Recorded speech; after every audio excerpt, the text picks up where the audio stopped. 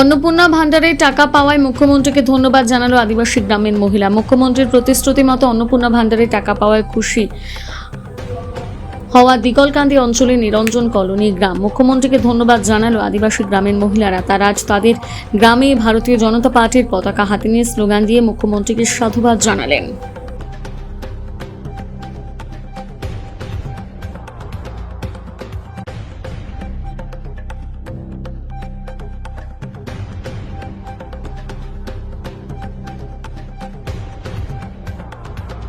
ঢুকবে আগস্টের কথা বলেছেন, কি বলবেন মাননীয় মুখ্যমন্ত্রীকে? আমাদের রাজ্যের যে মাননীয় মুখ্যমন্ত্রী শুভেন্দু অধিকারী তিনি প্রতিশ্রুতি দিয়েছিলেন যে 17 আগস্ট অন্নপূর্ণা টাকা প্রত্যেকটা মায়ের মা এবং বোনেদের অ্যাকাউন্টে টাকা ঢুকিয়ে দিতে। তাই আমরা শুভেন্দু অধিকারীকে অশেষ অশেষ ধন্যবাদ জানাই। আপনার পরিচয়?